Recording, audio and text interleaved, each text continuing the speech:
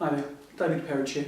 I'd like to talk with you about an aspect of our experience which sometimes doesn't get the priority that it deserves. And I'm referring here to our values. Those things that we pay particular attention to, those things that motivate us, that we expend time, energy and often money moving towards and sometimes away from.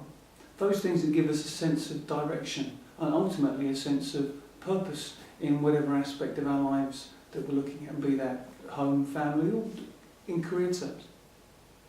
And if we become detached from those values, if we kind of lose sight of them, then what can happen, and you may know people who are in this position, of kind of drifting through life with a sense of actually, I go to work, I go home, I go through the motions, but there must be more to life. There has to be something more than this. I've got the house, I've got the car, but there is something missing. And on the other side, I guess that you've had many countless experiences, I'm sure, of situations, whether it's a piece of music or a book or a film or something somebody said or a piece of poetry, something you've seen happen or that's happened to you, maybe even just the sight of a sunrise. Something that has really touched you deep inside, touched you in the core, and there's a sense of this is what life's about, this is what's powerful, this is what makes me want to go and do things, this is what life should be about. And those things will be different for different people. So again, why is it that values are important? Well, I guess because when you operate from a position of passion, then you operate in a way that can inspire and motivate not only yourself, but others too. So, what is it that I'm suggesting that you do? It may already be something you've already done. What I'm looking to encourage you to do, then it's for you to decide, is to find a way to allow yourself to be more connected with those things that for you give you a real sense of purpose, a real sense of what's important to you. And through that, a real sense of identity. Who are you? What is it you're here to do? And then perhaps in the particular context of work. What is it you're here for? Because my guess is that if you're involved in education, as I guess many of you will be, you chose to be in this line of work. You chose to work in the place that you did, and that you had, and you probably still have, I'm sure, very powerful reasons for wanting to be here, for wanting to be where you are, and to do the work that you do, and to commit the way that you do to the children that you work with.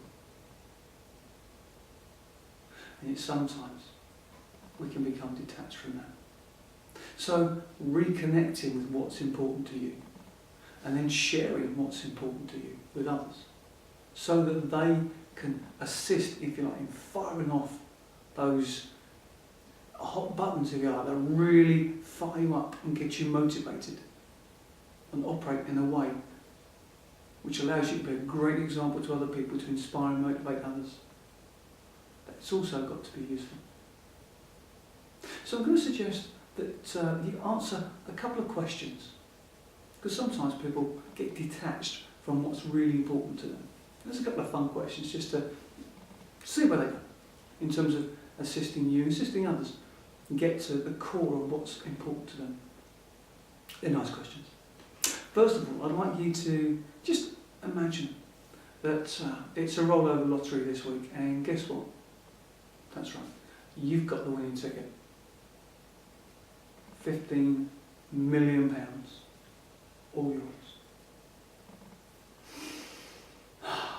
Consider for a moment. The first year, £15 million, and there's more coming in interest, and it's almost impossible to spend it on. I'm sure you give it a go, but that first year, what is it you're going to do? You can go and buy a new house, a couple of cars, take the whole family away, if that's what you choose to do, for a luxurious holiday. Maybe you're going to different parts of the world. Perhaps you're going to one place, the Caribbean, or whatever's important to you. Soak up the sun so good at pressures are. Do what you want, go where you want. Just spend your money regardless. A year later, you've done all those things, those instant things. That instant gratification. Done. You've still got 8 to 10 million pounds left in the bank, and now you're bored.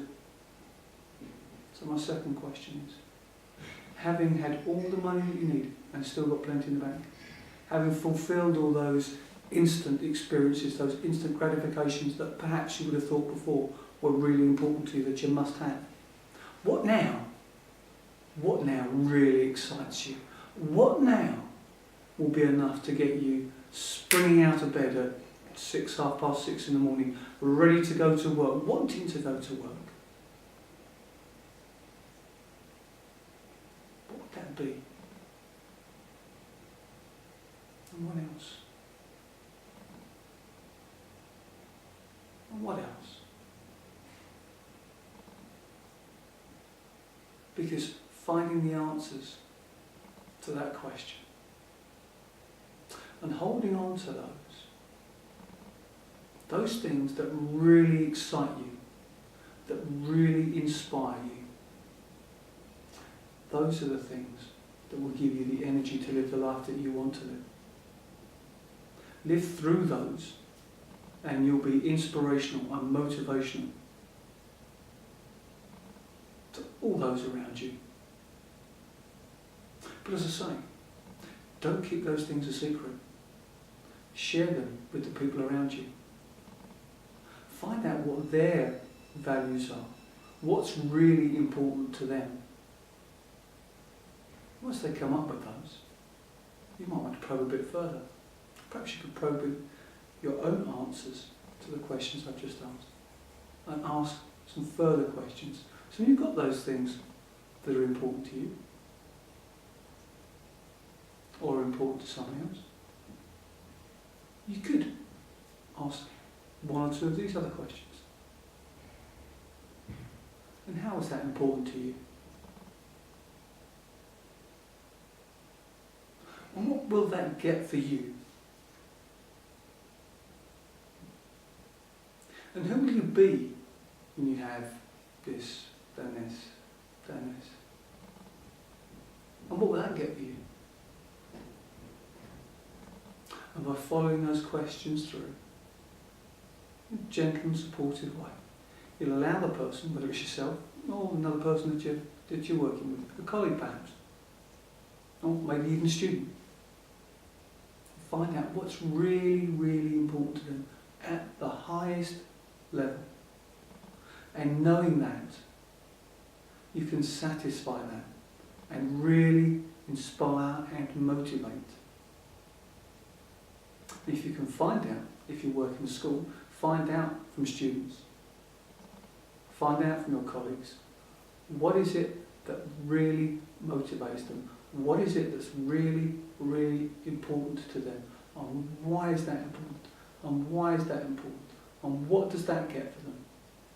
Find out what their words are. Find out what is important to them. Use those words.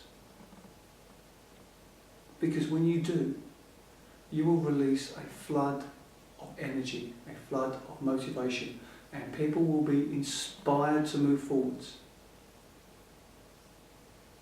So, my suggestion to you, and you can leave it or you can take it up and do it at some stage, maybe now, maybe in the next few hours or days. Consider what's truly important to you in the work that you do. Why do you do what you do? And why is that important? And why is that important to you? What does it get for you? And what does that get for you?